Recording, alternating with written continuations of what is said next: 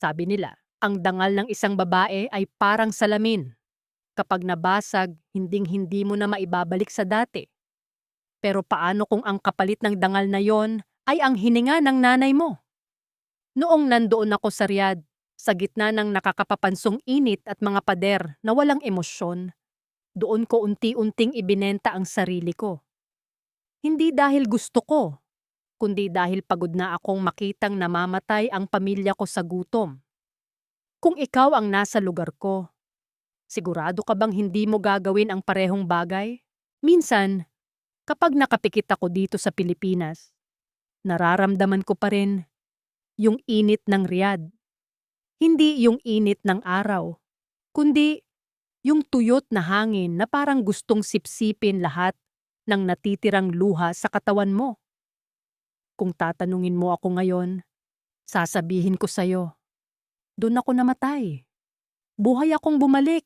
Oo, nakatayo ang bahay namin, nakatapos ang mga anak ko, gamot-gamot ang nanay ko. Pero yung Mila na lumipad pa Saudi, 10 taon na ang nakalilipas? Wala na siya. Naiwan siya sa loob ng isang marangyang villa na puno ng lihim. 2:00 ng hapon noon. Yung oras na parang humihinto ang mundo sa Saudi dahil sa tindi ng sikat ng araw. Hawak ko yung map, pabalik-balik sa mahabang hallway ng second floor. Naaalala ko pa yung amoy ng floor wax na hinaluan ng disinfectant. Matapang, masakit sa ilong, pero kailangang tiisin. Yun ang buhay ko roon. Maging anino sa loob ng bahay ng ibang tao. Pero noong hapong yon, nanginginig ang mga kamay ko. Hindi dahil sa pagod, kundi dahil sa bigat ng cellphone na nasa bulsa ng apron ko. Kakababa ko lang ng tawag mula sa kapatid ko sa probinsya. Si nanay. Kailangan daw operahan. 100,000. 100,000 na wala ako. Tumigil ako sa tapat ng isang malaking salamin sa hallway. Tiningnan ko yung sarili ko. Namumutla ang mga labi ko. May mga puti na ang buhok ko kahit wala pa akong kwenta sa edad na yon. Pero ang pinakamalinaw, yung mga kamay ko. Magaspang, mapula dahil sa bleach at may isang maliit na sugat sa hintuturo na hindi gumagaling-galing. Yung sugat na yon, parang yun ang buhay ko. Maliit lang, pero humahapdi tuwing nababasa. Mila, halos malaglag ang puso ko. Pagtalikod ko, nandoon siya. Si Khalid, ang amo ko. Hindi siya yung tipong nakakatakot tingnan.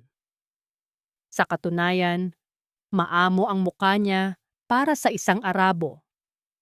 Nakaputing thobe siya na laging amoy mamahaling pabango. Yung amoy na kahit malayo pa siya, alam mong dadaan siya. Yung suot niyang relo, kumikinang sa ilalim ng chandelier. 3 bagay lang ang napansin ko sa kanya noon. Yung malinis niyang mga kuko, na parang hindi man lang nakaranas humawak ng dumi. Yung malalim na guhit sa pagitan ng kanyang mga kilay kapag nag-iisip siya. At yung paraan ng pagtingin niya sa akin. Hindi yung tingin ng isang amo sa katulong. Masyadong matagal. Masyadong matitig. Bakit ka umiiyak? Tanong niya sa wikang Arabic, pero mahinahon. Masyadong mahinahon para sa isang taong nagbabayad sa akin para maglinis, hindi para magdrama. Agad kong pinunasan ang mukha ko gamit ang dulo ng apron ko. Wala po, baba. Napuling lang po. Pagsisinungaling ko.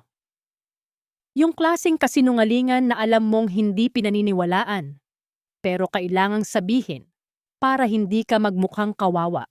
Lumapit siya. Isang hakbang lang, pero naramdaman ko ang init ng presensya niya. Doon ko napansin yung isa pang detalye.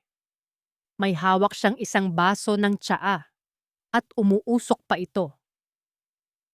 Yung usok, humahalo sa amoy ng pabango niya. Al-mushkila, may problema ba? Tanong niya ulit. Hindi ko na napigilan. Siguro dahil sa pagod, siguro dahil sa takot na mamatay ang nanay ko habang nandito ako sa malayo. Humagulhol ako. Hindi yung iyak na pangpelikula, kundi yung iyak na parang batang nawawala. Sinabi ko ang lahat.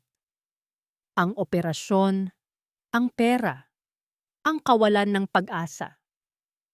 Habang nagsasalita ako, nakatingin lang siya sa akin. Hindi siya lumalapit, hindi rin siya lumalayo. Para siyang isang pader na hinihintay lang akong maubos. Magkano? Maikli niyang tanong. 100,000 po sa pera namin. Sagot ko habang humihikbi. Ngumiti siya ng bahagya. Isang ngiti na hindi ko maintindihan kung awa ba o pagkakataon. Huwag ka nang umiyak, Mila. Malulutas natin yan.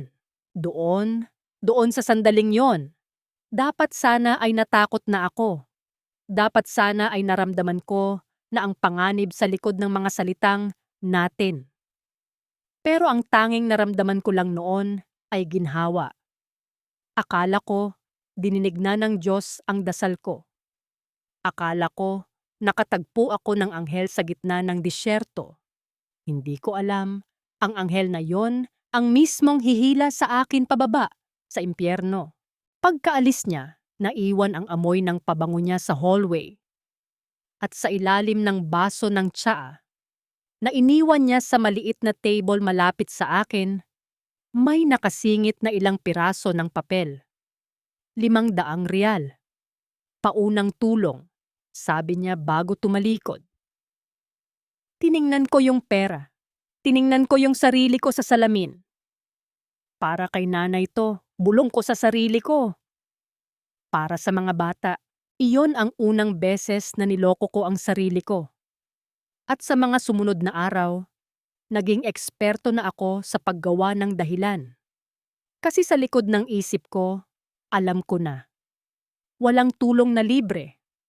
At sa bawat riyal na tinatanggap ko, unti-unti nang ibinibenta ang kaluluwa ko nang hindi ko namamalayan. Minsan iniisip ko, kailan ba talaga nagsimula ang lahat? Doon ba sa unang 500 real na iniwan niya sa ilalim ng baso? O doon sa gabi na hindi ko na mabilang kung ilang beses ko siyang ipinagdasal dahil akala ko siya ang sagot sa mga hibik ko? Tanga ko rin ng mga, no? Akala ko noon, ang grasya ay laging galing sa langit. Hindi ko naisip na ang ibang biyaya galing sa isang lalaking may sariling agenda. Noong maipadala ko yung pera sa probinsya, para akong nabunutan ng tinik. Naaalala ko pa yung resibo ng padala. Maliit na papel, kulay asul, at amoy tinta pa. Hawak-hawak ko yon habang naglalakad pabalik sa villa. At sa unang pagkakataon, sa loob ng 3 taon, nakahinga ako ng malalim. Akala ko, tapos na ang problema. Pero yun pala, nagsisimula pa lang ang tunay na bayaran.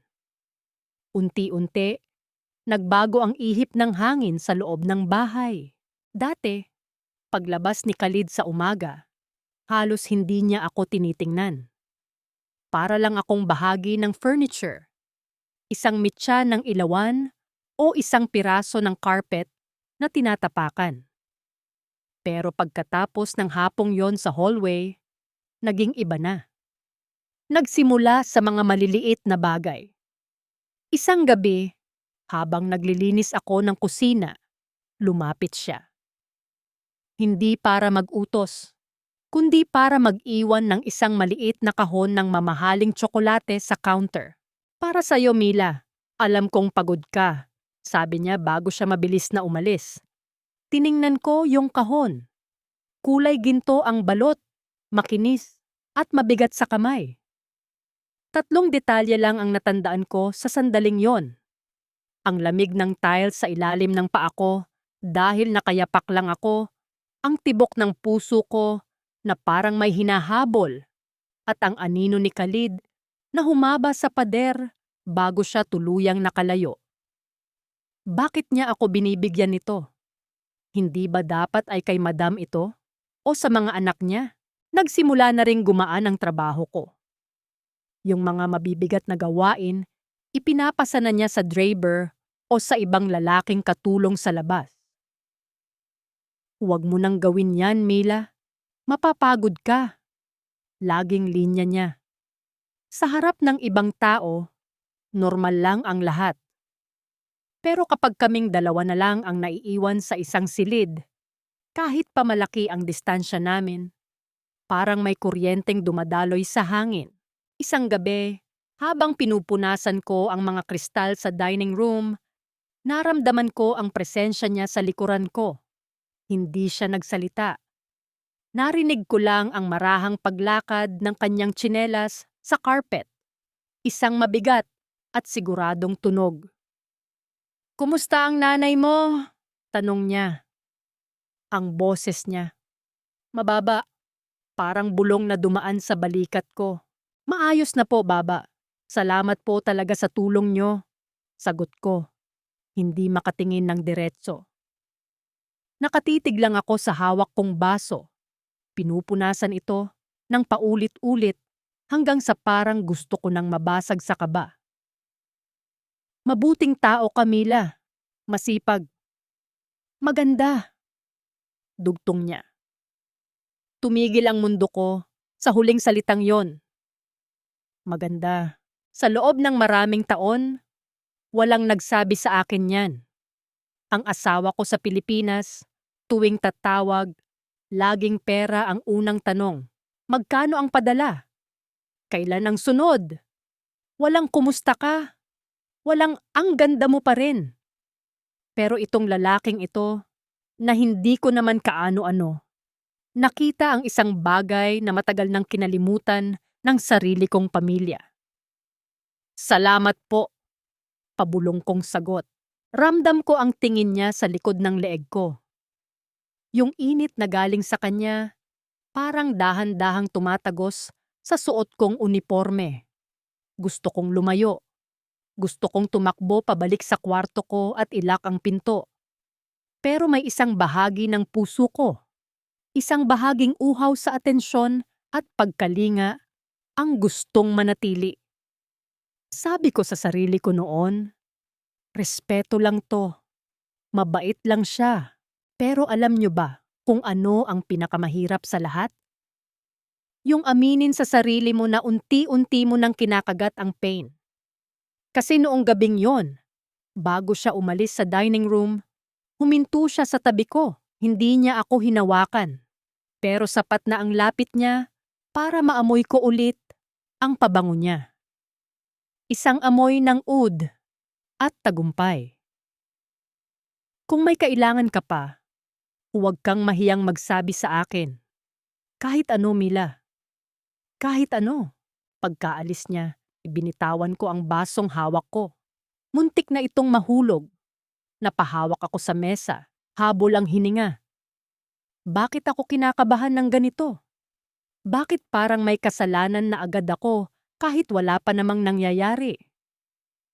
Doon ko napagtanto, ang pinakamalaking tukso ay hindi dumarating sa anyo ng demonyo. Minsan, dumarating ito sa anyo ng isang taong nag-aalok ng tulong sa oras na pakiramdam mo ay kinalimutan ka na ng mundo. At ang masakit, hindi ko alam kung hanggang kailan ko kayang tumanggi. Lalo na't naramdaman ko na ang sarap ng hindi na kailangang mag-alala sa pera. Pero noong gabing yon, bago ako makatulog, nakatanggap ako ng message mula sa asawa ko. "Mila, kulang yung pinadala mo. May babayaran pa tayong utang sa kooperatiba. Baka naman may sobra ka pa dyan." Napaiyak ako sa dilim. Pakiramdam ko, isa akong kandilang nauubos na sa magkabilang dulo. Sa isang dulo, ang pamilya kong parang balon na walang kailaliman ang pangangailangan. Sa kabilang dulo, Ang amo kong handang magbigay ng lahat, pero alam kong may kukunin siyang kapalit. Kinabukasan, habang naghahanda ako ng kape ni Khalid, nakita ko siyang pababa ng hagdan. Ngumiti siya sa akin. Hindi yung ngiting formal, kundi yung ngiting parang may sinesenyas. Mila, tawag niya. Halika sa opisina ko mamaya. May ibibigay ako sa yung bago. Nanlamig ang mga daliri ko habang hawak ang tasa ng kape. Alam ko, nararamdaman ko. Ito na yung hakbang na hindi ko na mapapaatras. At ang nakakatakot, hindi ko na binawi ang kamay ko nang bahagya itong sumagi sa kamay niya habang inaabot ko ang kape. Sabi nila, ang mga pintong sarado ay nagtatago ng mga lihim. Pero sa loob ng villa na yon, ang pinto ng opisina ni Khalid ang naging bukana ng aking kapahamakan. Kung maibabalik ko lang ang oras, sana ay nagbingi-bingihan ako. Sana ay nagkunwari akong masama ang pakiramdam at hindi pumasok sa silid na yon. Pero ang totoo, kailangan ko ang pera. At ang pangangailangan ay isang klasing ingay na mas malakas pa sa bulong ng konsensya. 6:00 ng gabi noon. Madilim na sa labas at tanging ang mga garden lights na lang ang nagbibigay ng kulay sa tuyot na bakuran. Pinihit ko ang doorknob ng opisina niya. Isang mabigat na pinto na gawa sa mahogany, makinis, malamig, at nagbibigay ng tunog na click na parang kandado ng isang kulungan. Pagpasok ko, sumalubong sa akin ang amoy ng sandalwood at ang sobrang lamig ng aircon. Nakaupo si Khalid sa likod ng malaking mesa niya. May hawak siyang panulat, pero hindi siya nagsusulat. Nakatingin lang siya sa akin. Mila, maupo ka, sabi niya, sabay turo sa upuang katapat niya. Dito na lang po ako, Baba, sagot ko. Nakayuko ako, pinaglalaruan ang dulo ng apron ko. Pakiramdam ko, liliit ako sa tindi ng presensya niya sa loob ng maliit na silid na yon. Hindi siya nakinig. Tumayo siya, lumapit sa akin, at sa unang pagkakataon, hinawakan niya ang siko ko para igiya ako paupo. Sandali lang yon. Siguro 2 segundo. Pero yung init ng balat niya sa balat ko, parang kuryenteng gumuhit hanggang sa batok ko. Namawis ang mga palad ko. Huwag kang matakot.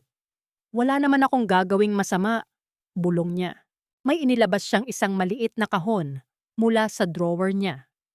Isang smartphone, bagong-bago. Kumikinang pa ang screen sa ilalim ng ilaw ng chandelier. Para sa'yo, para mas madali nating makausap ang pamilya mo, at para makausap mo rin ako, sabi niya. Tumingin ako sa kanya, naguguluhan. Pero Baba, may cellphone naman po ako. Yung luma na keypad. Umiling siya. Gusto ko, ito ang gamitin mo. Ayaw mo ba? Anong isasagot ko? Isang katulong lang ako. Siya ang boss. Pero higit pa roon, nandoon yung takot na baka kapag tumanggi ako, bawiin niya rin yung tulong niya kay nanay. Ganun pala yon, no? Kapag nagsimula kang tumanggap ng pabor, unti-unti nang nawawala ang karapatan mong humindi.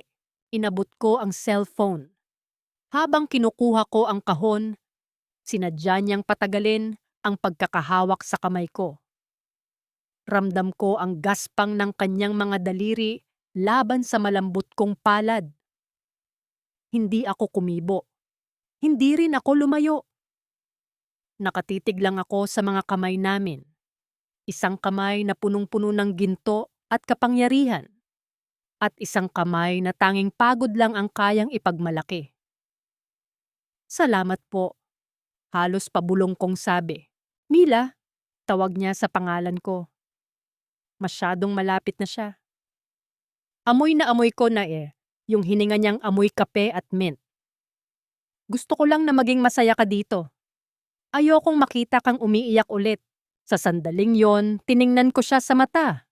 At doon ko nakita ang isang bagay na hindi ko inaasahan. Hindi ito tingin ng isang manyakis. Ito ay tingin ng isang lalaking malungkot din. Isang lalaking nasa loob ng isang malaking bahay, may asawa, may anak, pero parang may kulang din sa kanya. Doon kami nagkatagpo. Sa gitna ng dalawang magkaibang klase ng kalungkutan, tumunog ang luma kong cellphone sa bulsa. Isang text mula sa asawa ko sa Pilipinas. Mila, nakuha na namin yung pera. Sabi ng doktor, kailangan pa ng post-op meds. Magpadala ka ulit sa susunod na buwan. Walang salamat. Walang kumusta. Ibinaba ko ang tingin ko sa bagong smartphone na bigay ni Khalid. Ibang-iba ang pakiramdam. Dito, pakiramdam ko mahalaga ako. Doon sa Pilipinas, pakiramdam ko ATM machine lang ako. May problema ba? Tanong ni Khalid, napansin ang pagbabago ng mukha ko. Wala po, Baba. Ang asawa ko po, humihingi na naman ng pera. Mapait kong sabi. Hindi ko alam kung bakit ko sinabi yun sa kanya. Siguro dahil kailangan ko lang ng masasabihan. Hinawakan niya ang magkabilang balikat ko. Huwag mong intindihin yon. Ako ang bahala sa'yo. Basta, magtiwala ka lang sa akin. Dahan-dahan, inangat niya ang kamay niya at hinawi ang isang hibla ng buhok na humarang sa mukha ko. Ang daliri niya, dumaan sa pisngi ko. Marahan. Halos hindi maramdaman, pero sapat na para manginig ang tuhod ko. Sa loob-loob ko, sumisigaw na ang isip ko. Mila, lumabas ka na. Malito.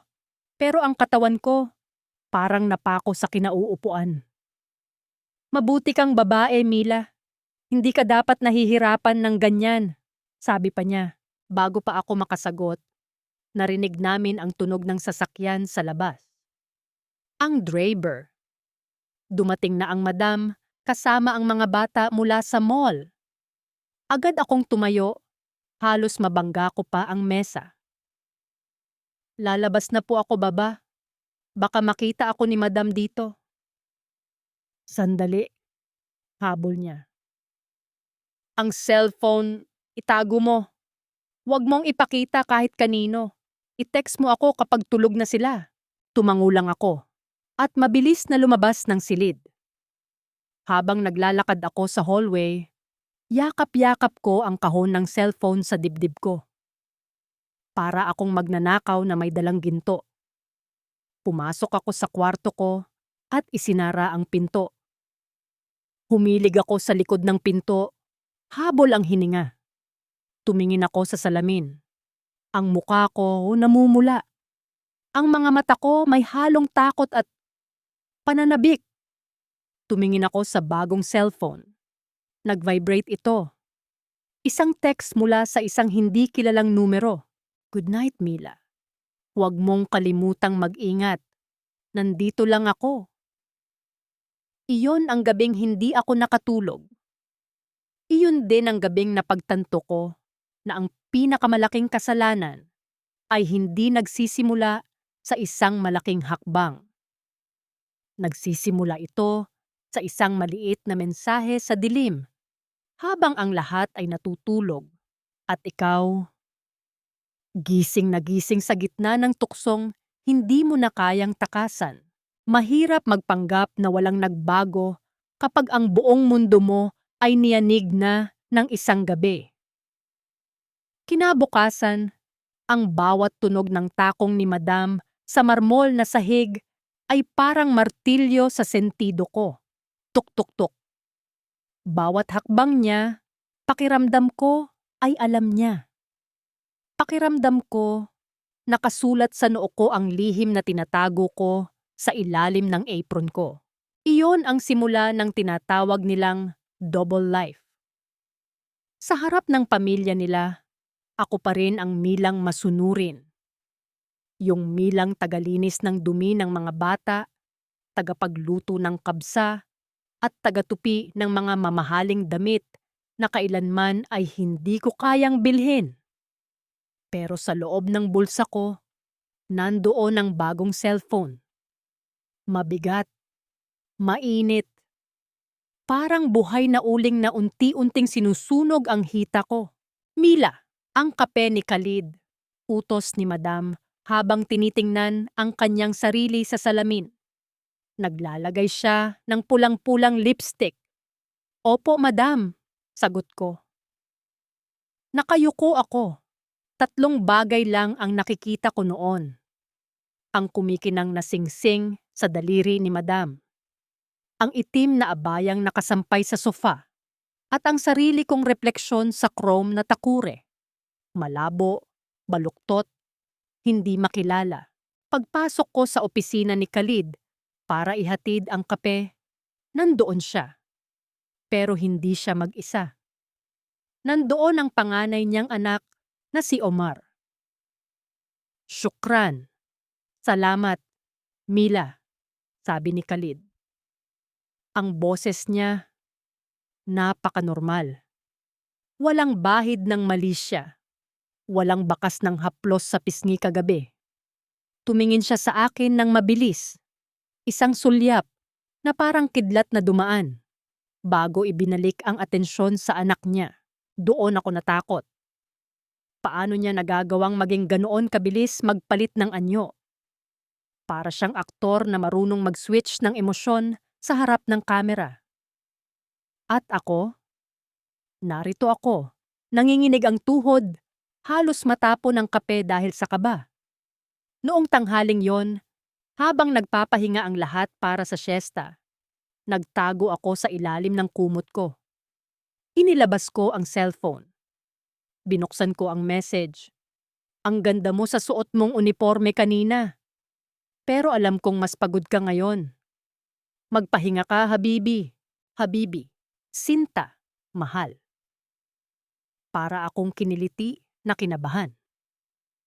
Sa Pilipinas, ang huling tawag sa akin ng asawa ko na may halong lambing ay noong bago pa ako umalis. 5 taon na ang nakakaraan.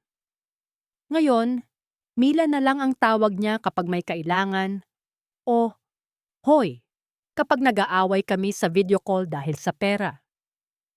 Pero itong si Khalid, kahit isang salita lang, pakiramdam ko ay bumabalik ang pagkababae ko.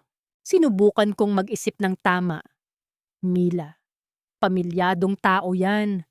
Amo mo yan. May asawa ka sa Pilipinas. Pero ang utak ko, parang sirang plaka na laging may pero. Pero siya lang ang nakakakita sa pagod ko. Pero siya lang ang nagpapadamas sa akin na hindi lang ako katulong. Isang gabi, habang naglilinis ako sa kusina, biglang namatay ang ilaw. Brownout. Bihira sa Riyadh pero nangyayari. Ang tanging liwanag na lang ay ang mula sa buwan na pumapasok sa maliit na bintana ng kusina. Narinig ko ang yabag ng paa. Hindi takong. Hindi tsinelas ng bata. Malalaki ang hakbang. Sigurado. Mila? Bulong niya. Naramdaman ko ang init niya bago ko pa siya makita. Sa dilim, mas matapang ang amoy ng kanyang pabango. Nakasandal ako sa lababo. Ang mga kamay ko ay basa pa ng sabon at tubig. Baba, baka may makakita sa atin. Babala ko. Pero ang boses ko ay walang kapangyarihan. Parang hinihingi ko pa ngang lumapit siya. Tulog na silang lahat, sabi niya. Hinawakan niya ang baywang ko. Ramdam ko ang kapal ng tela ng tobe niya laban sa manipis kong uniforme. Sa pagkakataong ito, hindi na lang haplos sa muka. Ipinatong niya ang kanyang noo sa noo ko. Bakit mo to ginagawa? Tanong ko. Marami kang pera, marami kang pwedeng makuha. Bakit ako? Bumuntong hininga siya. Isang mabigat na buntong hininga na parang may dalang sakusakong lungkot. Dahil sa bahay na to, ikaw lang ang tumitingin sa akin na parang tao ako, hindi parang bangko. Ikaw lang ang nag-aalaga sa akin ng totoo.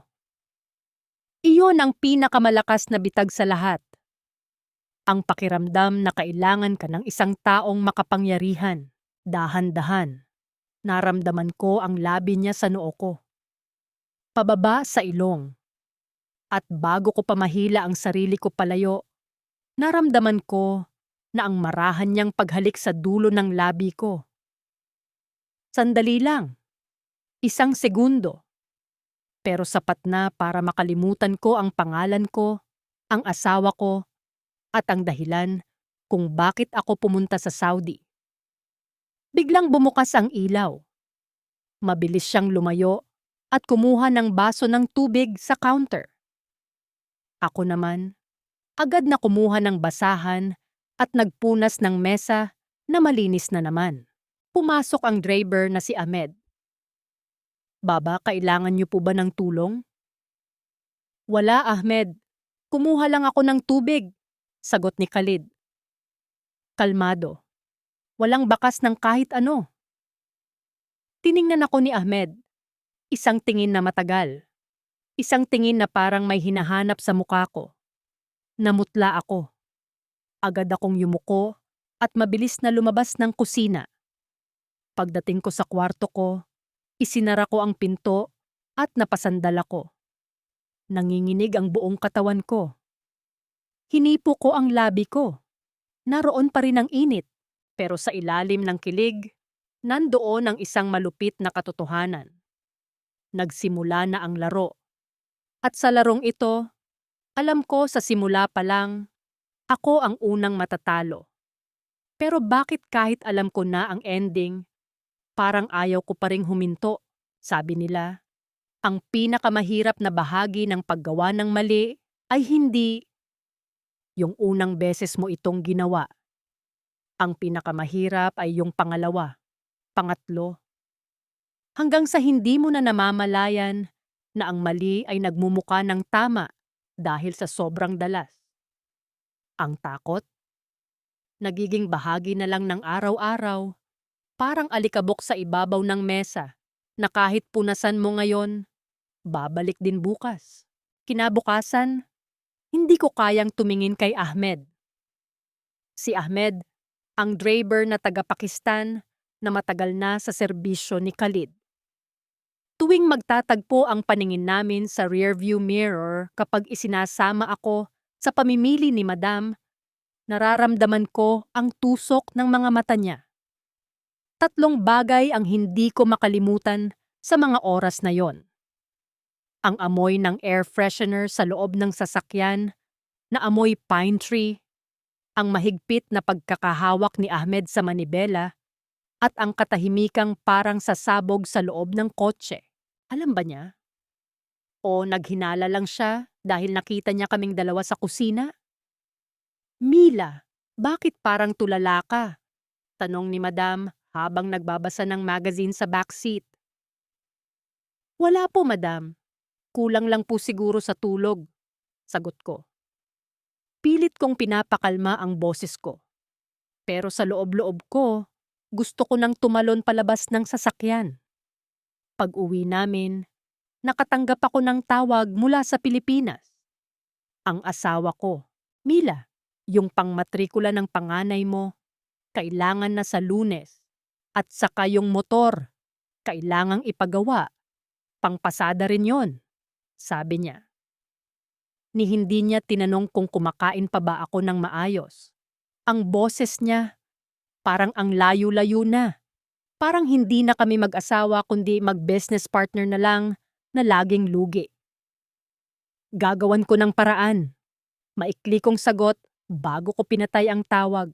Napaupo ako sa gilid ng kama ko.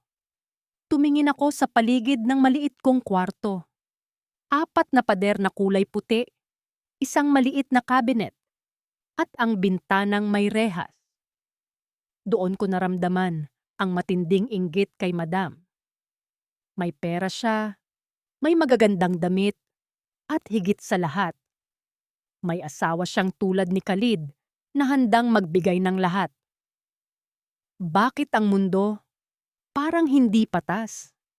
Bakit ang iba kailangang magbenta ng kaluluwa para lang mabuhay ang pamilya? Nag-vibrate ang cellphone sa ilalim ng unan ko.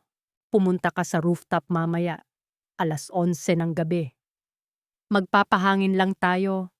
Huwag kang mag-alala, walang makakaalam. 11:00. Yun ang oras na tulog na ang lahat. Yun ang oras na ang tanging maririnig mo na lang ay ang ugong ng mga aircon sa labas. Dapat ay nag-text ako ng hindi. Dapat ay sinabi ko na natatakot ako. Pero ang isip ko, nandoon na sa bayarin sa Lunes. Nandoon na sa haplos ni Khalid na tanging nagpaparamdam sa akin na buhay pa ako. Umakyat ako. Ang hagdan patungo sa rooftop ay madilim at may amoy ng lumang semento. Pagbukas ko ng pinto, sinalubong ako ng tuyot na hangin ng Riyadh. Ang langit ay walang bituin. Puro dilaw na liwanag lang mula sa mga streetlights sa malayo. Nandoon siya, nakasandal sa pader, nakatingin sa malayo. Hindi siya nakathobe ngayon. Naka-t-shirt lang siya at maong. Mukha siyang ordinaryong lalaki. Mukhang taong pwedeng mahalin nang walang takot. Mila, tawag niya. Lumingon siya at ngumiti. Lumapit ako, pero nanatili akong may distansya. Baba, mapapahamak tayo rito. Si Ahmed, parang may napapansin siya kahapon. Lumapit siya sa akin. Kinuha niya ang 2 kamay ko at dahan-dahang hinaplos ang mga magagaspang kong daliri. Huwag mong isipin si Ahmed. Ako ang bahala sa kanya. Ang isipin mo, tayo. Ang isipin mo ang sarili mo.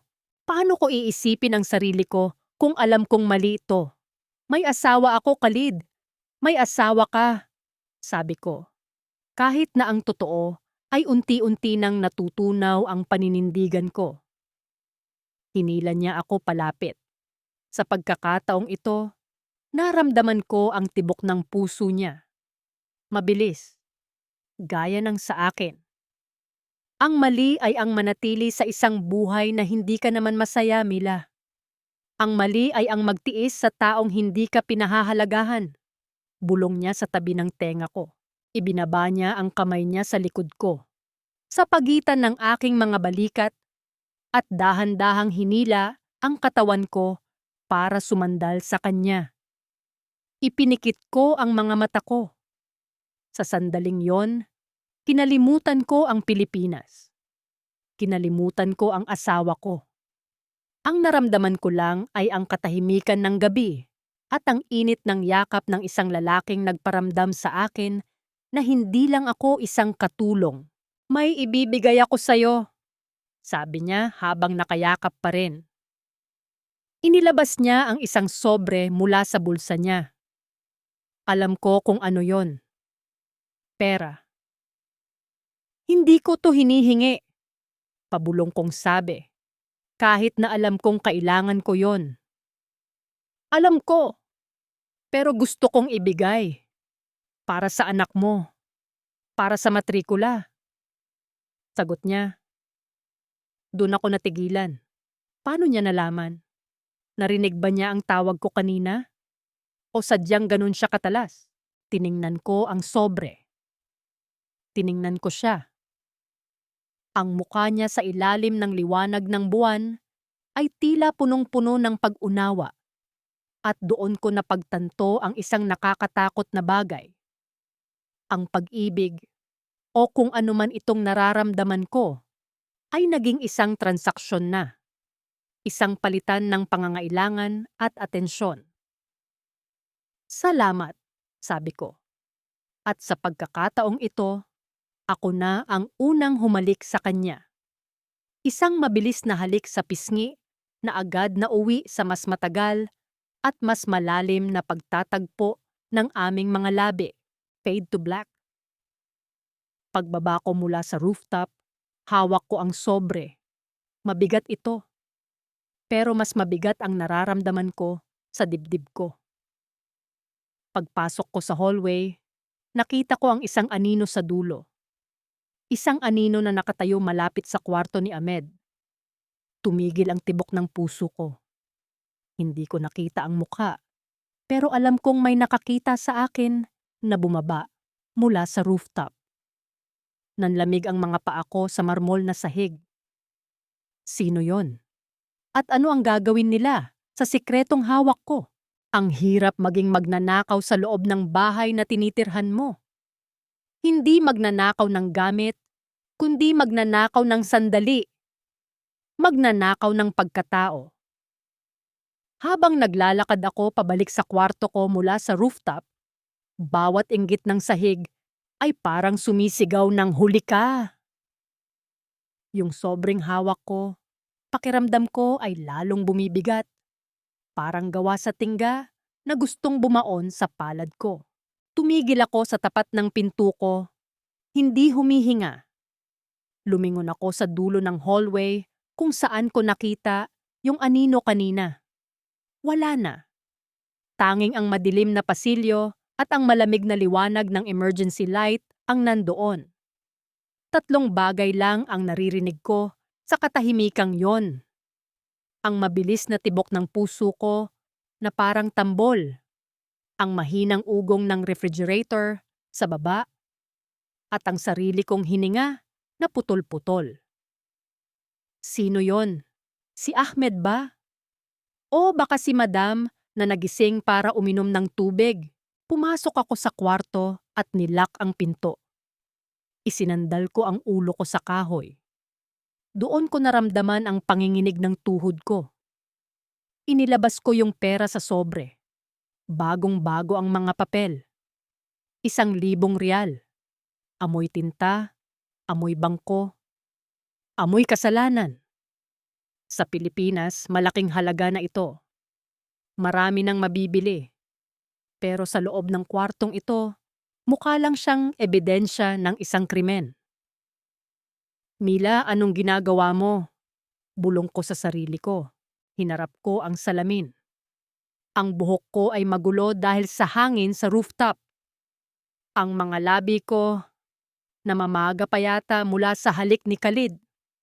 Doon ako nandidiri sa sarili ko, pero kasunod nyon ay ang isang nakakatakot na ginhawa. Ginhawa dahil alam kong bukas, makakapagpadala ako. Ginhawa dahil sa loob ng ilang minuto sa rooftop, hindi ako Mila na katulong. Ako si Mila na mahalaga. Ito na ba? Yung sinasabi nilang pagkalunod. Yung alam mong malalim na, alam mong wala ka ng tapakan. Pero hinahayaan mo pa ring lamunin ka ng tubig dahil masarap ang lamig? Kinabukasan, maaga akong nagising. Mas maaga kaysa sa dati.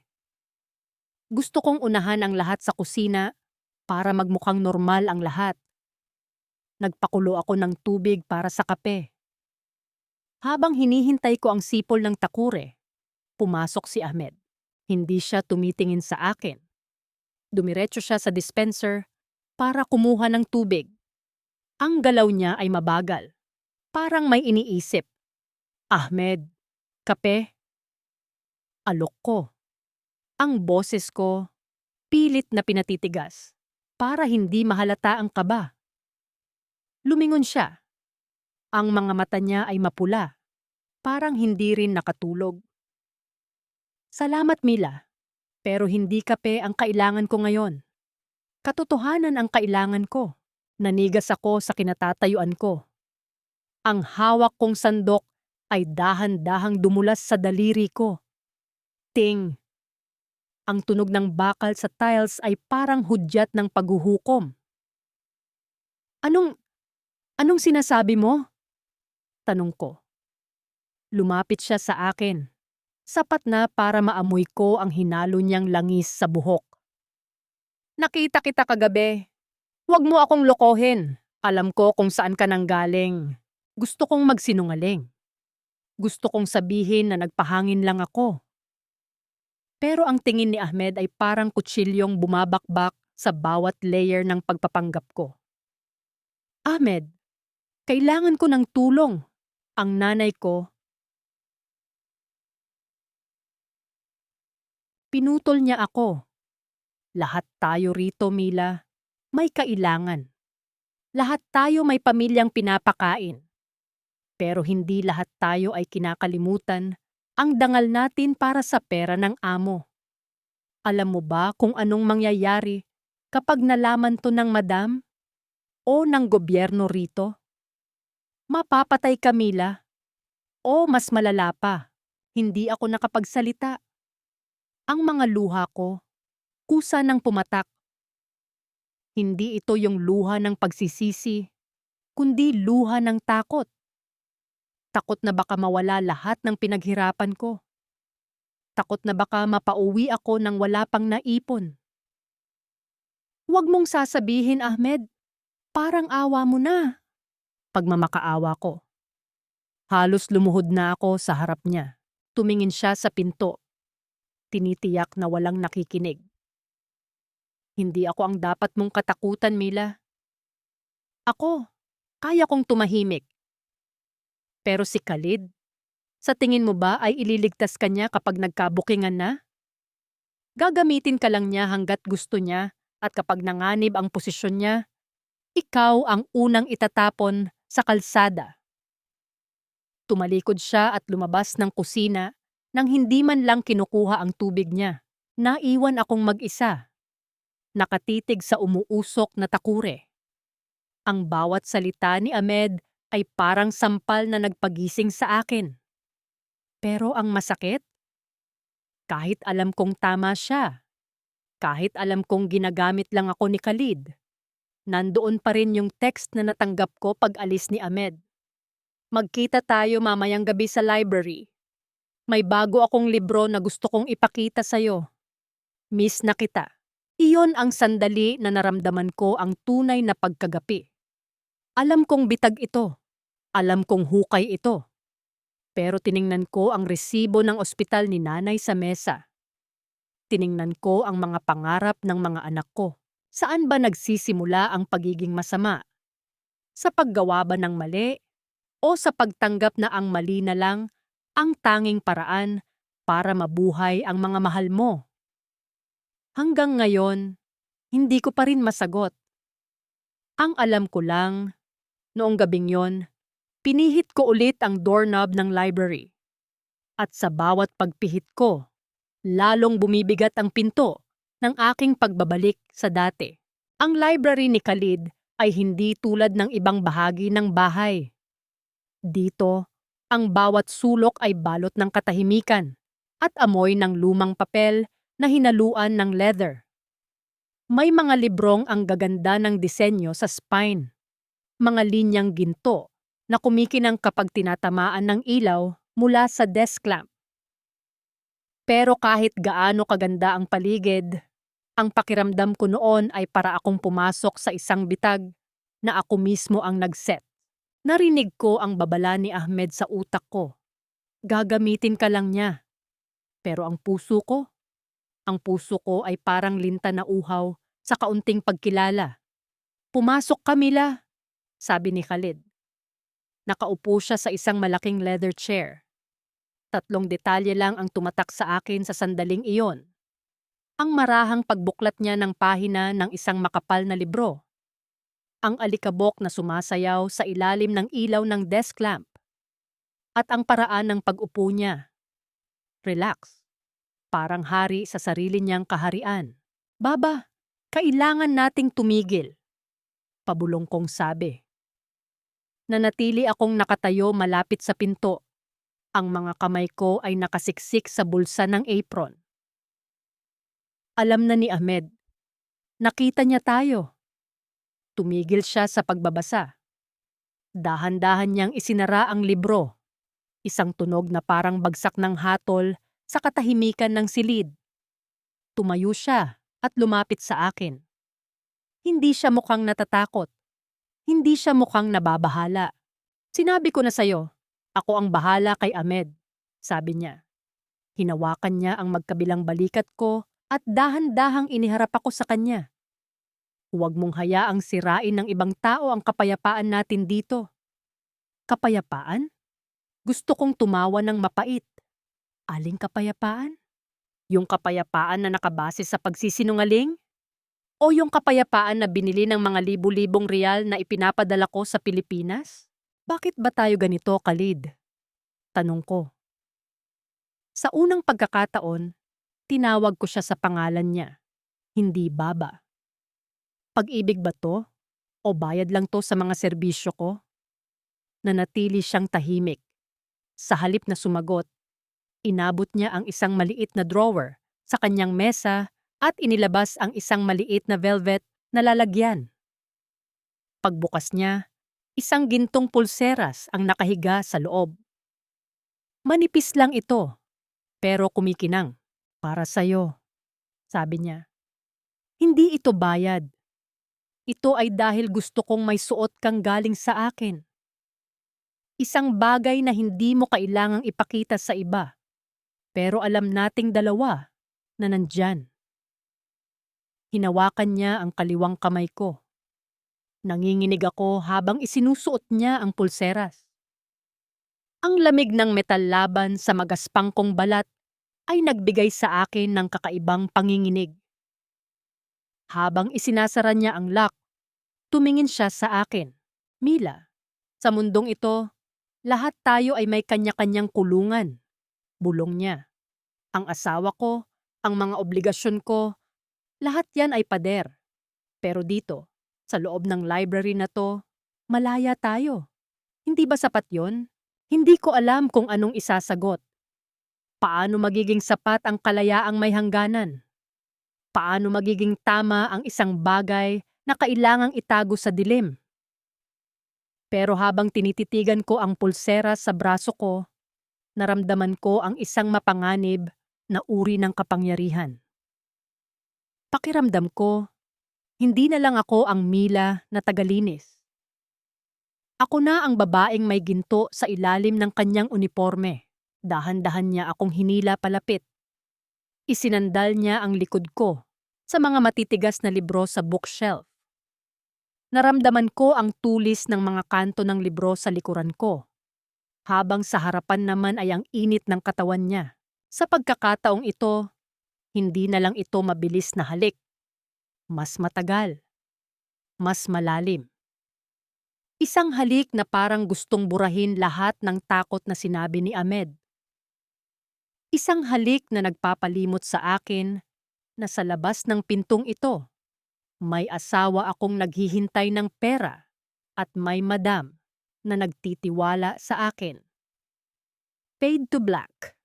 Pagkatapos ng sandaling yon, habang inaayos ko ang aking uniforme, bigla kaming nakarinig ng mahinang katok sa pinto. Khalid, nariyan ka ba? Boses ni Madam. Halos tumigil ang pag-ikot ng mundo ko. Ang pulsera sa braso ko ay tila biglang naging mainit, parang gustong pasuluin ang balat ko. Nagkatinginan kami ni Khalid.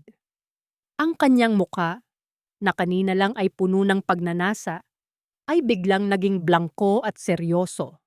Ang bilis ng pagbabago, gaya ng babala ni Ahmed. Itinuro niya ang isang maliit na pinto sa gilid, ang daanan patungo sa banyo ng opisina. Doon, bilis! Bulong niya. Pumasok ako sa dilim ng banyo at isinara ang pinto ng walang tunog. Nakasandal ako sa malamig na tiles. Hawak ang aking dibdib. Sinusubukang patahimikin ang aking hininga. Narinig ko ang pagbukas ng pinto ng library at ang boses ni Madam na masaya. Nagkukwento tungkol sa mga bibilhin niyang alahas sa susunod na linggo. Doon ko napagtanto, habang nakikinig sa kanila sa dilim. Si Khalid ay may ginto para sa asawa niya at may ginto rin para sa akin. Pero sa huli, ang asawa niya ang nasa liwanag. At ako? Ako ay laging mananatili rito, sa loob ng banyo, sa likod ng mga pinto, sa dilim. Hanggang kailan ko kayang panindigan ang pagiging anino. At ano ang mangyayari kapag ang anino ay biglang tinamaan ng liwanag? Nakakasuka ang pakiramdam na magtago sa dilim habang naririnig mo ang lalaking kabababalang ng loob sa'yo na nakikipagtawanan sa asawa niya sa kabilang panig ng pinto. Doon sa loob ng maliit na banyo ng library, sa gitna ng amoy ng air freshener at mamahaling sabon. Doon ko natikman ang pinakamapait na lasa ng katotohanan. Hindi ako ang bida sa buhay ni Khalid. Ako ang extra. Ako ang lihim na kabanata na babasahin lang niya kapag pagod na siya sa main plot ng buhay niya. 3 detalye lang ang naaalala ko habang nakakulong ako sa dilim na bar na yon.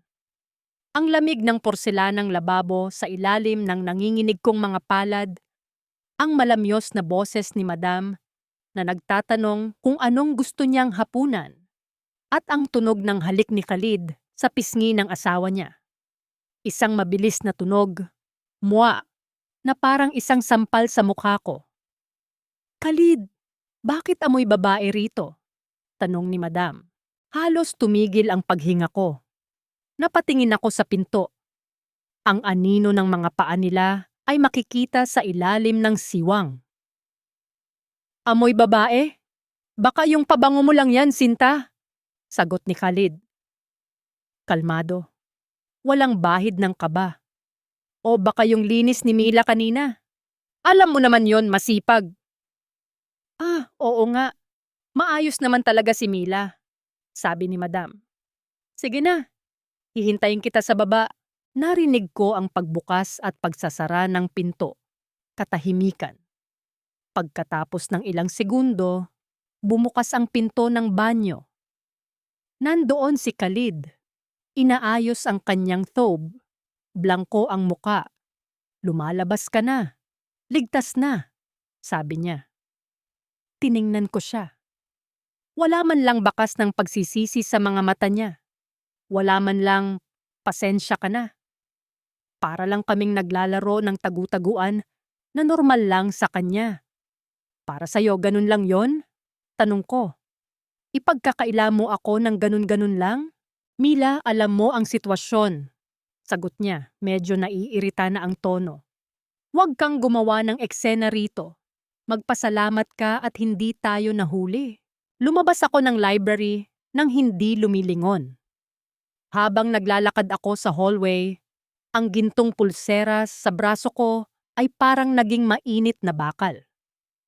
Gusto ko itong hubarin at itapon. Pero alam niyo kung ano ang masakit? Hindi ko magawa. Kasi sa likod ng isip ko, naisip ko ang mukha ng mga anak ko. Naisip ko na ang pulseras na ito ay katumbas ng ilang buwang matrikula. Doon ko napagtanto, hindi lang ako biktima rito. Ako ay naging kasabwat na rin. Pinili ko ang ginto kaysa sa dangal. Pagdating ko sa kusina, nandoon si Ahmed. Nakasandal siya sa counter. Umiinom ng tsaa. Tumingin siya sa akin. Isang tingin na punong-puno ng awa na hinaluan ng panghuhusga. Muntik na, no? Sabi niya. Nakita kitang pumasok, pero hindi kita nakitang lumabas bago dumating ang madam. Ahmed, pakiusap. Wala akong sasabihin, Mila. Putol niya sa akin. Pero tignan mo ang sarili mo sa salamin. Hindi ka na yung Milang dumating dito na may dalang pangarap lang. Ngayon, may dala ka ng takot sa bawat hakbang mo. Sulat ba yan? Yung ginto sa braso mo, sulit ba ang bawat segundong kailangan mong magtago sa banyo? Hindi ako sumagot. Dumiretso ako sa kwarto ko at isinara ang pinto. Inilabas ko ang luma kong picture frame. Litrato namin ng pamilya ko noong binyag ng bunso ko. Masaya kami roon. Simple lang ang suot ko, walang ginto, walang mamahaling pabango, pero ang mga mata ko, buhay na buhay. Ngayon, tiningnan ko ang sarili ko sa salamin ng cabinet. Ang nakikita ko ay isang babaeng may gintong pulseras, pero may itim na bilog sa ilalim ng mga mata. Isang babaeng naghihintay ng text mula sa asawa ng ibang tao. Bakit ba hindi ko magawang huminto? Iyon ang tanong na hanggang ngayon, hindi ko pa rin masagot ng diretso. Pag-ibig ba to? O baka naman nakaka-addict lang ang pakiramdam na may nagpapahalaga sa'yo kahit na ang halagang yon ay nakatago sa dilim? O baka naman natatakot lang akong bumalik sa buhay na wala akong pera, wala akong boses, at wala akong saysay? Nag-vibrate ang cellphone ko. Pasensya ka na kanina. Magkita tayo sa labas bukas. Sasabihin ko kay madam na may kailangan tayong bilhin para sa kusina. Isasama kita. Binasa ko ang message ng paulit-ulit. Dapat ay magalit ako. Dapat ay tumanggi ako. Pero ang isinagot ko, sige po baba, maghihintay ako. Ibinaba ko ang phone at napahikbi. Doon ko nalaman na talagang nalulunod na ako. At ang nakakatakot, hindi na ako sumisigaw para sagipin. Hinahayaan ko na lang na lamunin ako ng agos, kahit alam kong sa dulo nito ay bangin. Sabi nila, ang pinakamapanganib na lugar para sa isang lihim ay hindi ang madilim na sulok ng bahay, kundi ang maliwanag na sikat ng araw. Noong araw na isama ako ni Khalid sa labas, akala ko ay makakahinga ako. Akala ko, kapag lumabas kami ng villa, maiiwan namin doon ang bigat ng pagtatago. Pero mali ako.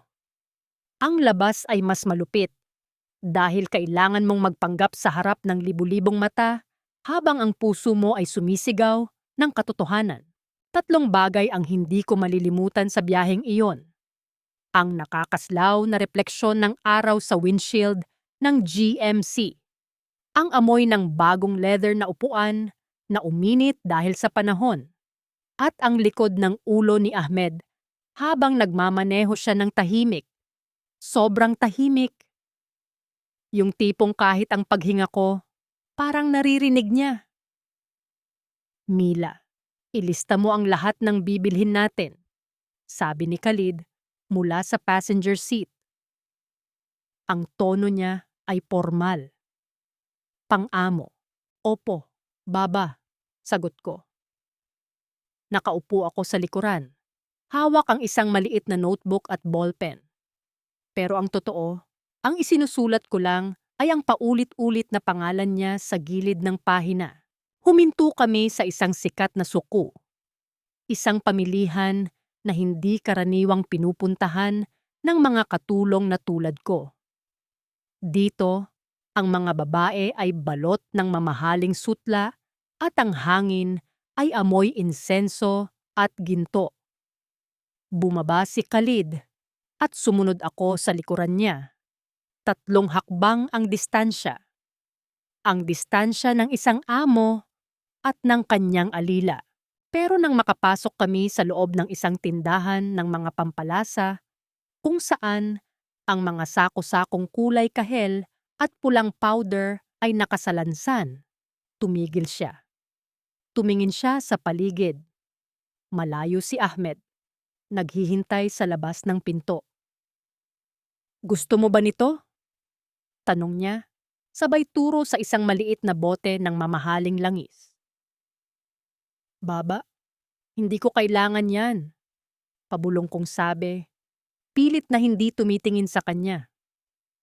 Baka may makakita sa atin. Walang nakakakilala sa atin dito. Sagot niya. Hinawakan niya ang kamay ko sa ilalim ng kanyang thobe. Mabilis at palihim. Isang haplos na naramdaman ko hanggang sa aking mga paa. Gusto kong makita kang masaya, Mila, kahit sandali lang.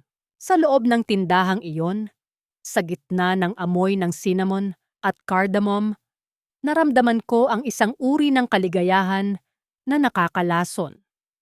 Pinili niya ang pinakamahal na pabango para sa akin. Habang nagbabayad siya, tumayo ako sa isang tabi, nakayuko. Sinusubukang magmukhang katulong na naghihintay lang. Pero sa loob-loob ko, ako ang reyna ng sandaling iyon. Ako ang babaeng binibilhan ng luho sa gitna ng mataong palengke. Pero ang tadhana, mahilig maglaro. Mila, ikaw ba yan? Nanigas ako. Ang boses na yon, hindi Arabe, Tagalog. Isang boses na pamilyar mula sa mga pagtitipon ng mga Pilipino tuwing Biyernes noon. Paglingon ko, nandoon si Lita. Isang kapwa ko OFW na nagtatrabaho sa kabilang kalsada mula sa villa namin. May dala siyang plastic bag, mukhang namimili rin. Tumingin siya sa akin, tapos tumingin siya kay Khalid na kasalukuyang inaabot ang biniling pabango. At pabalik sa akin. Nakita niya. Nakita niya ang paraan ng pagtingin ni Khalid sa akin bago ito mabilis na nag-iwas ng tingin nang mapansin si Lita. Nakita niya ang gintong pulseras na sumilip sa dulo ng aking abaya nang ayusin ko ang aking belo. Lita, halos hindi lumabas ang boses ko. Namimili pala kayo ni Baba, sabi ni Lita. Ang tono niya ay may halong pagdududa. Ang mga mata niya ay mapanuri, parang binabasa ang bawat pawis na namumuo sa noo ko. Ang ganda naman ng pulseras mo, Mila. Ngayon ko lang nakita yan. Regalo to ni Madam. Pagsisinungaling ko. Yung klaseng kasinungalingan na kahit ako, hindi ko kayang paniwalaan. Tumingin si Lita kay Khalid, na ngayon ay naglalakad na palayo. Nagpapanggap na hindi kami napapansin. Pagkatapos ay bumalik ang tingin niya sa akin, puno ng kahulugan. Ingat ka, Mila. Minsan ang ginto ay hindi lang alahas. Minsan tanikala rin yan. Hindi na ako nakasagot. Mabilis akong sumunod kay Khalid pabalik sa sasakyan.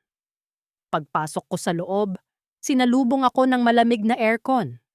Pero ang pakiramdam ko ay sinusunog ako ng hiya. Sino yon?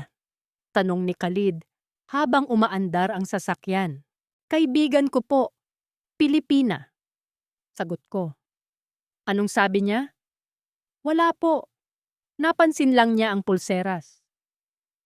Naramdaman ko ang paghinto ng sasakyan sa isang stoplight. Tumingin ako sa rearview mirror. Nakita ko ang mga mata ni Ahmed. Nakatingin siya sa akin. Hindi siya nagsasalita, pero ang titig niya ay nagsasabing, "Sinasabi ko na sa'yo, magsisimula na ang gulo." Iyon ang gabing hindi ako nakakain. Ang pabangong binili ni Khalid ay nakalagay sa ibabaw ng maliit kong mesa, pero hindi ko ito binuksan. Amoy takot ang buong kwarto ko. Alam ko ang bilis ng balita sa komunidad ng mga Pilipino sa Saudi. Isang kwento lang, isang bulong lang, at bukas, ang pangalan ko ay kasing dumina ng basahan.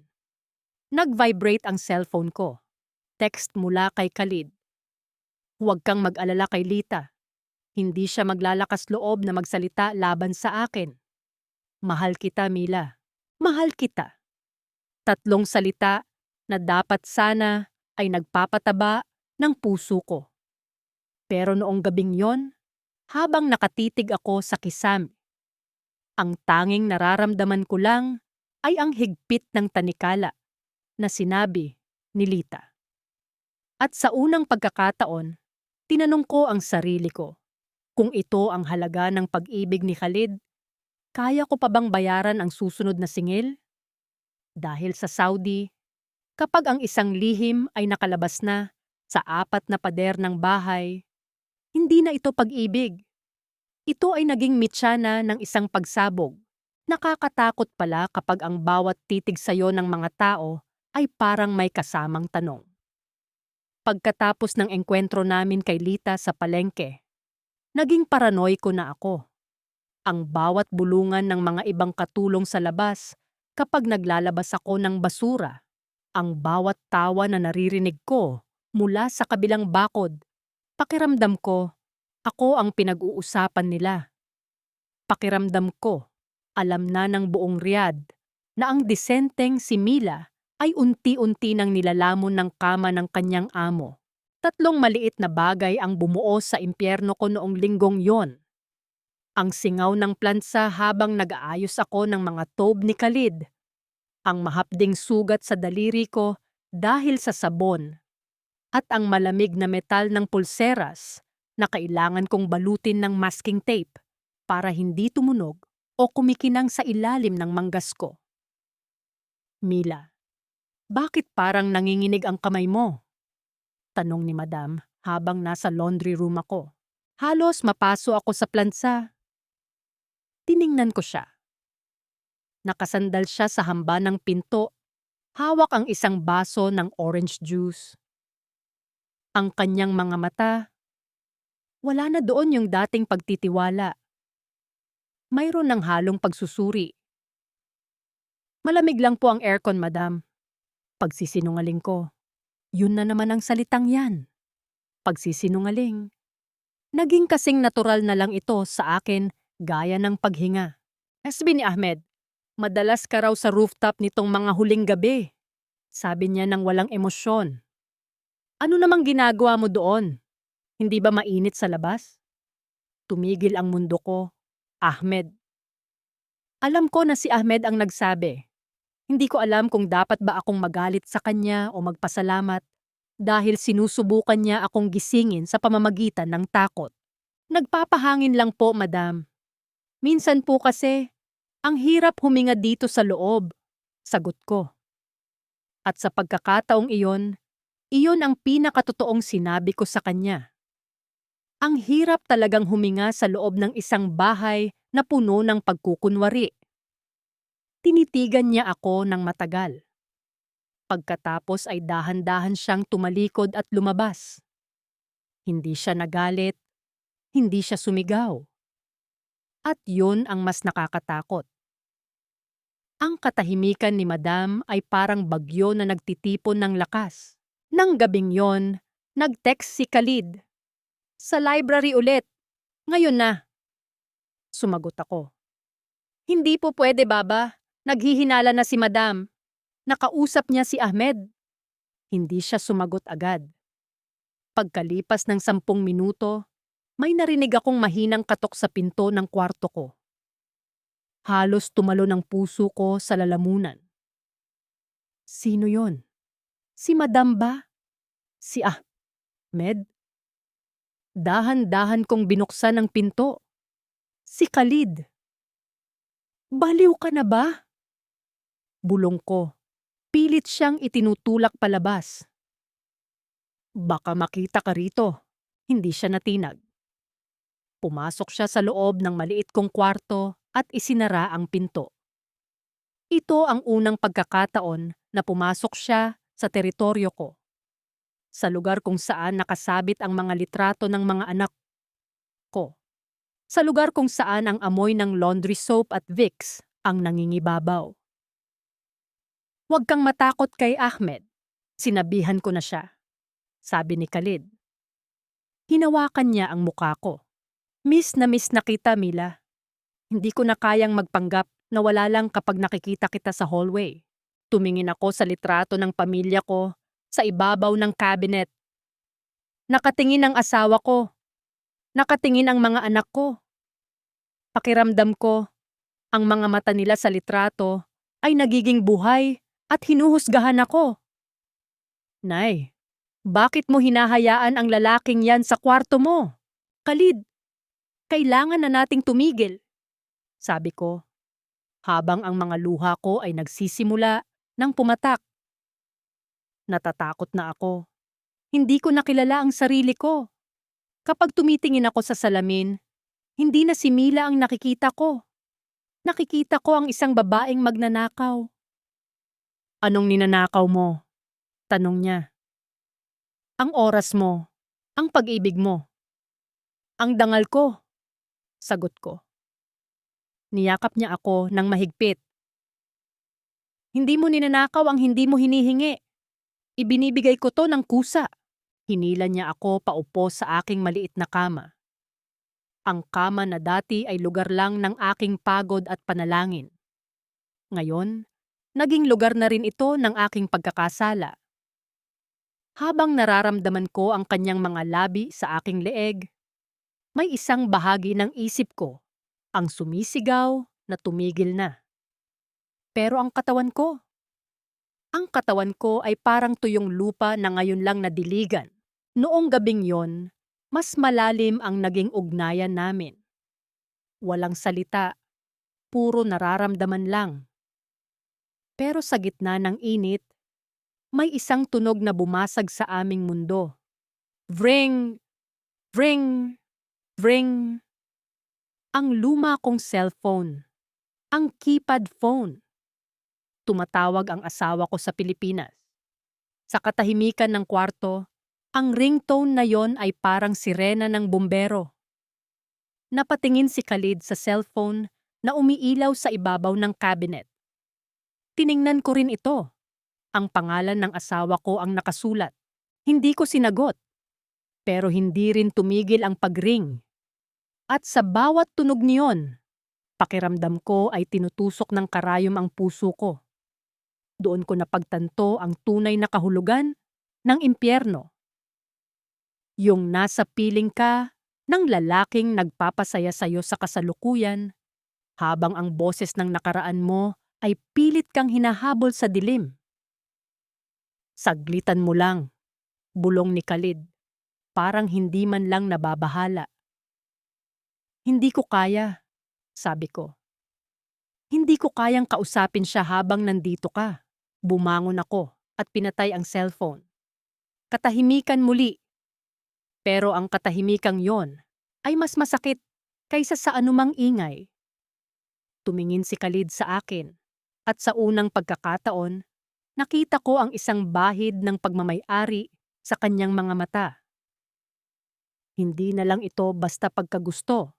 Ito ay kontrol. Mila, sabi niya bago siya lumabas ng kwarto. Mag-iimpake si Madam bukas. Pupunta siya sa Jeddah kasama ang mga bata para sa isang kasal. 3 araw silang mawawala. Hindi siya kailangang magpaliwanag pa. Alam ko na kung anong ibig niyang sabihin.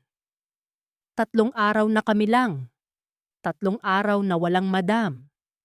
Pagkaalis niya, napaupo ako sa sahig. Nanginginig ang buong katawan ko. Ito, na yung sinasabi ni Ahmed. Ito na, yung bangin. 3 araw na kalayaan o 3 araw na mas malalim na pagkalubog.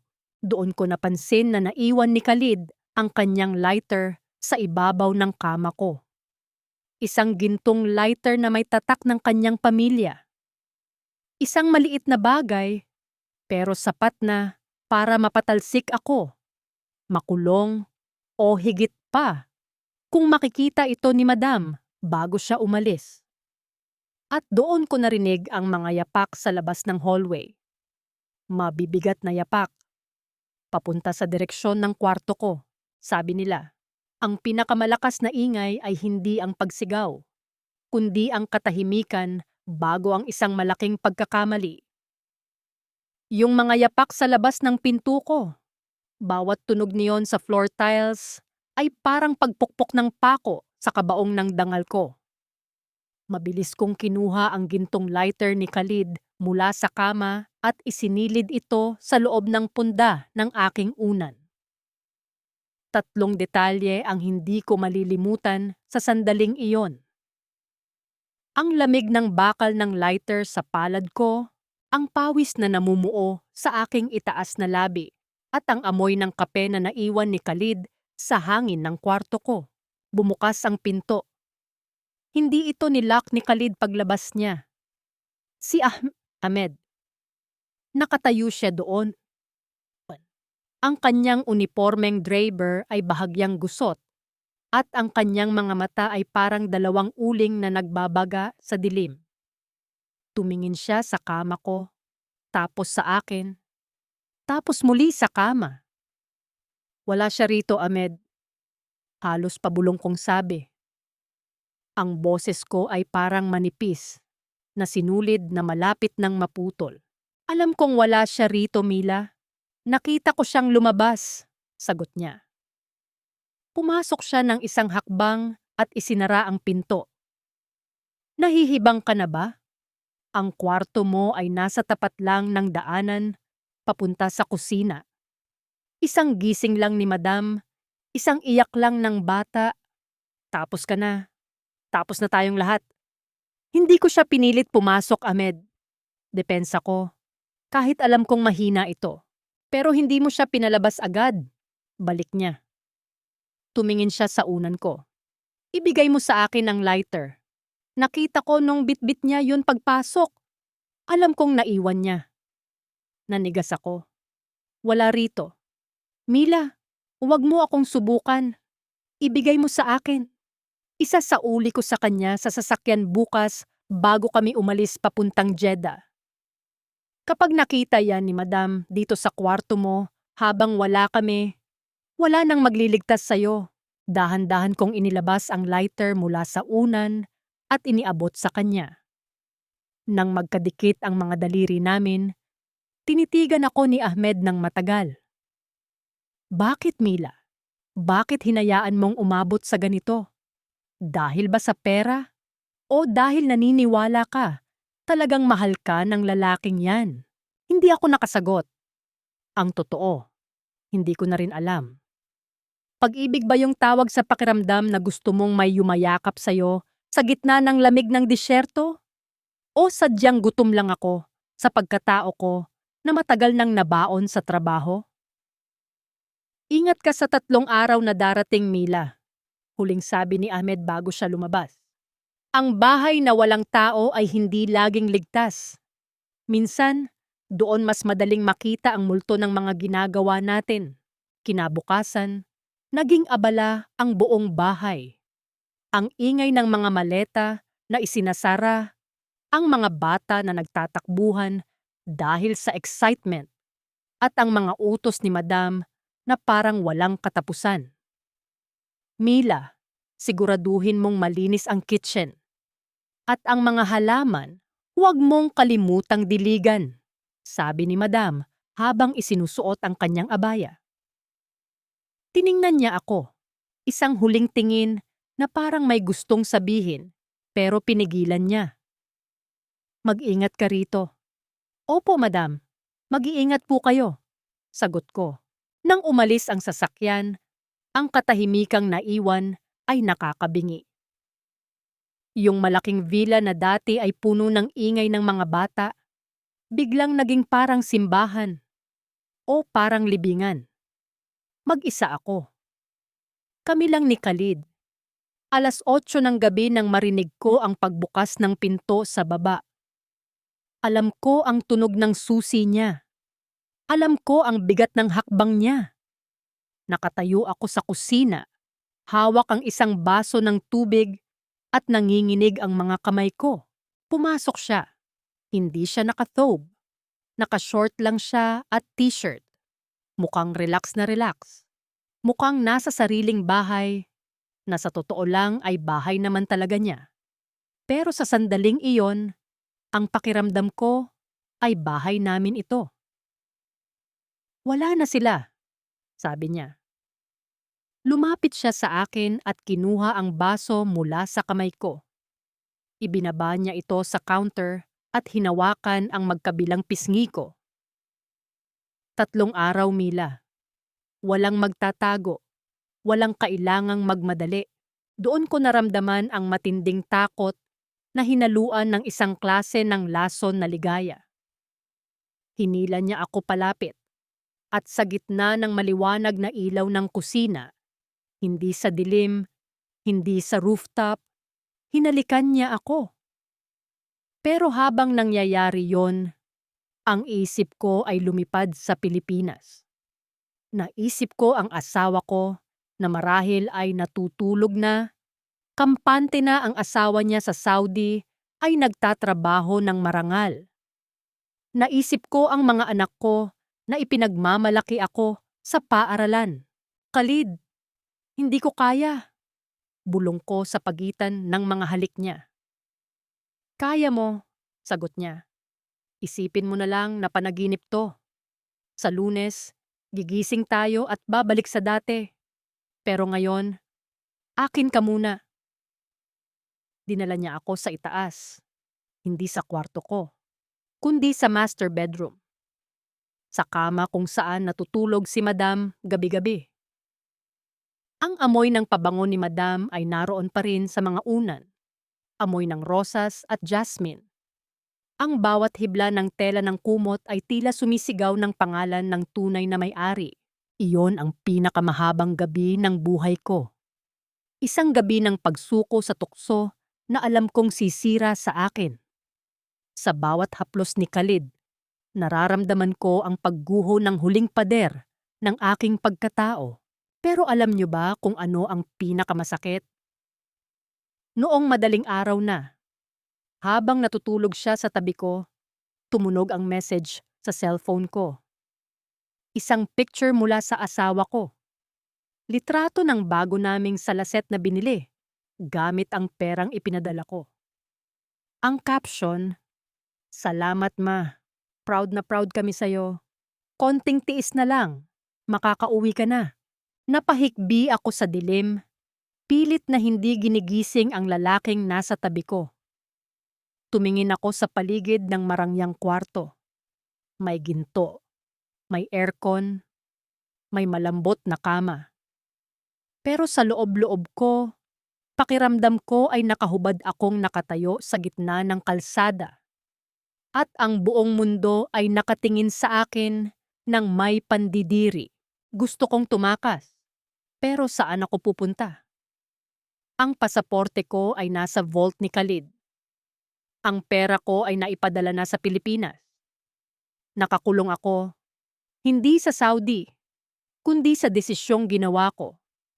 At doon ko narinig ang isang kakaibang tunog mula sa baba. Ang tunog ng gate na bumubukas. Hindi dapat babalik si Ahmed at si Madam hanggang sa linggo. Nanlamig ang buong katawan ko. Tumingin ako sa orasan. 3:00 pa lang ng madaling araw. Hanggang ngayon, kapag nakakarinig ako ng kalansing ng susi sa madaling araw, tumitigil ang tibok ng puso ko. Bumabalik ako sa kwartong yon. Sa marangyang kama na hindi sa akin. Sa tabi ng lalaking hindi ko pag-aari, habang ang mundo ko ay gumuho sa isang iglap. Noong marinig ko ang gate, hindi ako nakagalaw. 3 bagay lang ang naramdaman ng buong katawan ko. Ang dulas ng telang seda ng kumot ni Madam, na parang gustong humigop sa akin pababa. Ang lamig ng aircon, na biglang naging parang yelo sa balat ko. At ang malakas na tiktok ng wall clock sa hallway, na parang bawat segundo ay isang hatol. "Khalid!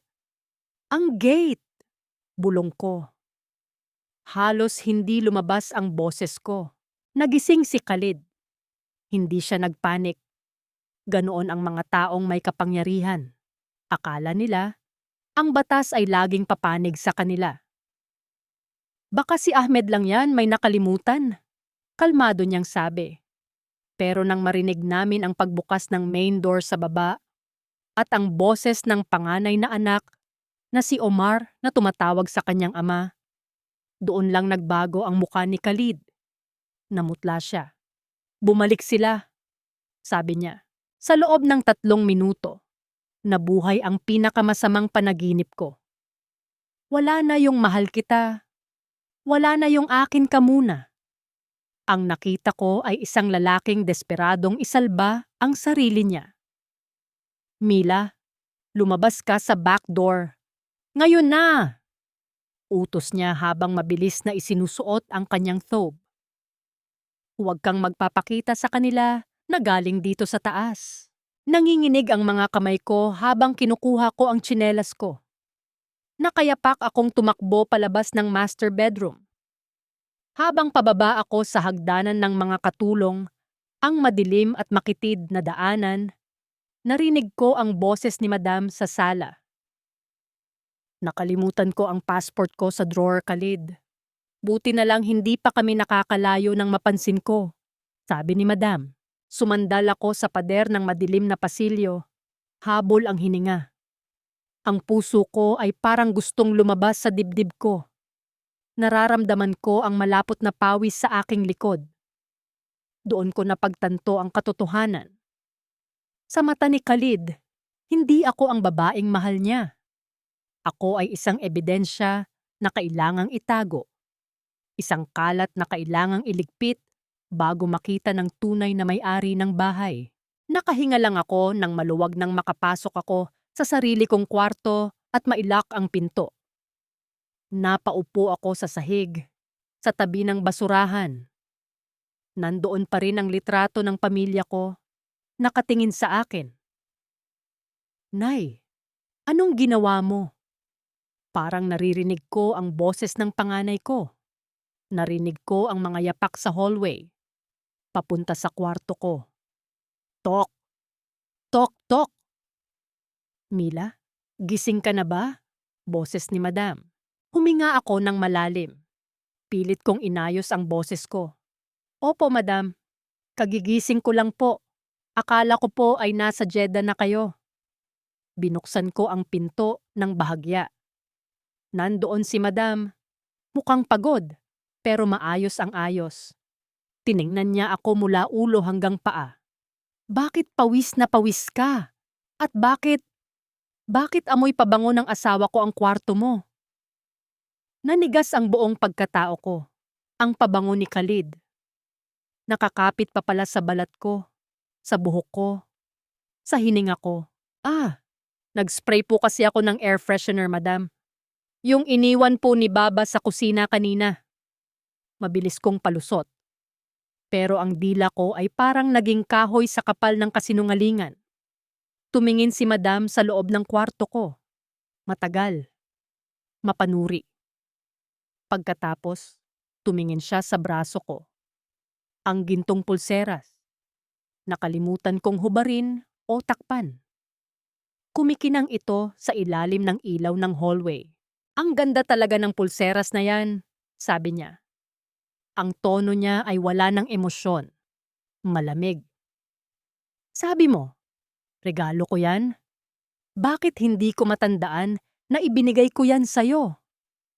Hindi ako nakapagsalita.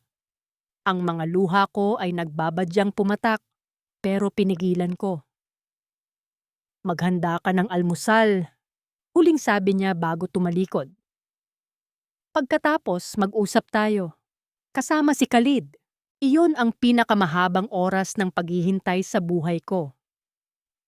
Habang nagluluto ako ng itlog at nagtitimpla ng kape, naririnig ko silang nag-uusap sa dining room. Hindi ko man naintindihan ang lahat ng Arabic, pero naririnig ko ang pangalan ko. Naririnig ko ang boses ni Khalid. Depensibo, mabilis, parang nagpapaliwanag. Pumasok si Ahmed sa kusina. Kukuha ng susi ng sasakyan. Tiningnan niya ako. Ang tingin niya ay nagsasabing, "Sinasabi ko na sa'yo, Mila." Bulong ni Ahmed habang nakatalikod ang lahat. "Ihanda mo na ang gamit mo. Nakita ni Madam ang lighter sa sasakyan kagabi bago kami umalis. Alam niyang naiwan yun ni Khalid sa kwarto mo. Sinadya niyang bumalik para huliin kayo." Nanlamig ang mga daliri ko. Set up. Alam na ni Madam bago pa sila umalis. Pinaglaruan lang kami. Pinaglaruan lang ako. "Mila, halika rito!" Sigaw ni Khalid mula sa sala. Naglakad ako patungo sa kanila. Nakaupo si Madam sa sofa. Matuwid ang likod, parang isang hukom. Si Khalid naman ay nakatayo sa tabi ng bintana, hindi makatingin sa akin. "Mila?" Panimula ni Madam. Sinabi sa akin ni Khalid ang lahat. Sinabi niya na ilang buwan mo na siyang tinutukso, na ginagamit mo ang pangangailangan mo sa pera para akitin siya. Sinabi niya na hindi siya makahindi dahil naawa siya sa'yo. Tumingin ako kay Khalid. Ano? Ang mga salitang binitawan niya kagabi, ang mga mahal kita, ang mga pangakong ako ang bahala sa'yo, lahat yon ay itinapon niya sa isang iglap para lang isalba ang sarili niya sa harap ng asawa niya. "Totoo ba, Mila?" Tanong ni Madam. Tumingin ako kay Khalid. Sa unang pagkakataon, nakita ko siya ng malinaw. Hindi siya ang aking tagapagligtas. Siya ang aking tagabitay. At ako ang kaisa-isang talunan sa larong ito.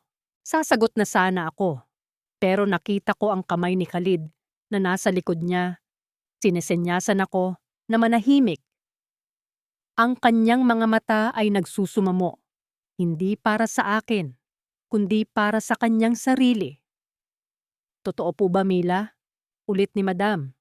Mas matigas ang boses. Doon ko naramdaman ang bigat ng lahat. Ang pera sa Pilipinas, ang sakit ni nanay, ang dangal kong wala na. Kung sasabihin ko ang totoo, mawawalan ako ng trabaho, makukulong ako, at baka hinding-hindi na makauwi. Kung aaminin ko ang kasalanang ibinibintang ni Khalid, baka hayaan nila akong makaalis ng tahimik.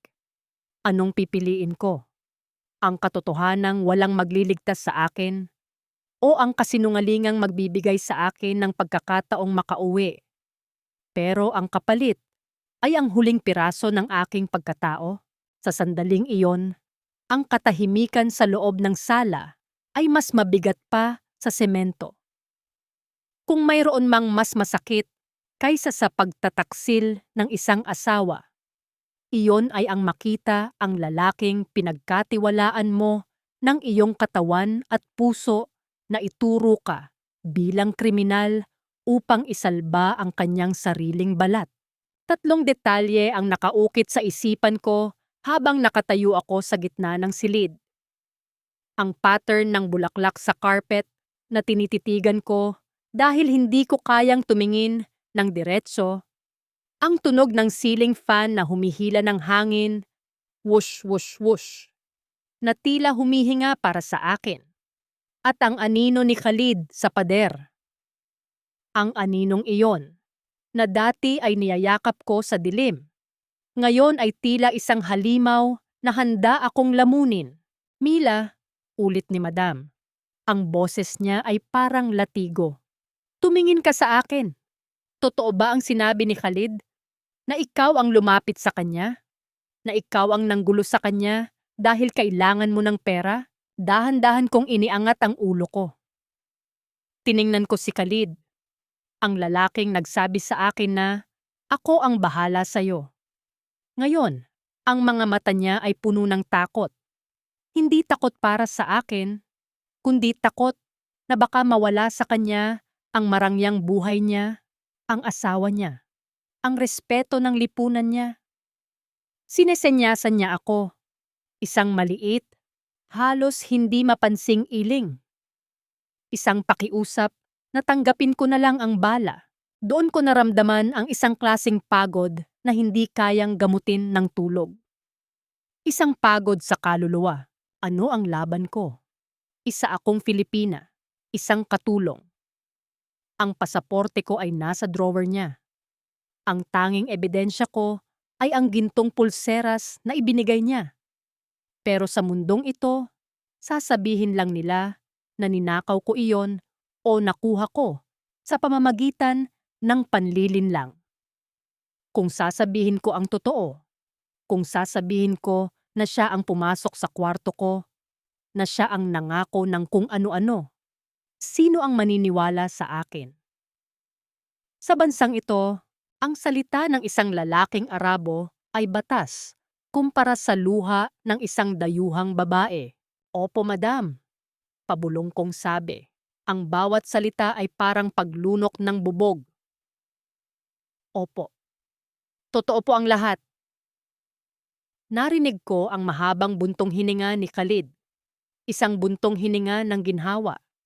Nakasandal siya sa pader, parang nabunutan ng tinik. Samantalang ako, pakiramdam ko ay tuluyan na akong binitay. Hayop ka. Mahinahon pero mariing sabi ni Madam. Hindi siya sumigaw. Ang galit niya ay malamig. Mas nakakatakot kaysa sa apoy. Pinagkatiwalaan kita. Pinakain kita sa mesa namin. Binigyan kita ng kwarto sa ilalim ng bubong ko. At ito ang isasagot mo?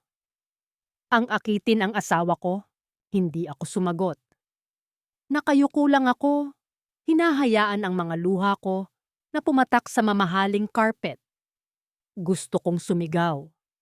Gusto kong sabihin sa kanya, "Madam, ang asawa mo ang nagturo sa akin kung paano maging magnanakaw." Pero nanatili akong tahimik. Para sa mga anak ko, para sa nanay ko. Dahil alam ko, kapag lumaban ako, hinding-hindi na ako makakalabas ng bansang ito ng buhay. Ayaw kitang ipakulong dahil ayaw kong magkaroon ng iskandalo ang pamilya ko, sabi ni Madam. Tumayo siya, ang kanyang abaya ay humahampas sa kanyang mga binti habang lumalapit siya sa akin. Pero aalis ka rito, ngayon din. Wala kang dadalhin kundi ang mga damit mo. At ang pulseras na yan. Hinawakan niya ang braso ko at pilit na hinubad ang gintong pulseras. Nasugatan ang balat ko sa bilis ng pagkakahablot niya. Pero hindi ko naramdaman ang hapdi. Ang tanging nararamdaman ko lang ay ang kawalan. Ito ay para sa asawa ko. Hindi para sa isang tulad mo, sabi ni Madam. Inihagis niya ang pulsera sa mesa. Ang tunog ng ginto sa salamin, clink, ay parang huling tuldok sa kwento namin ni Khalid.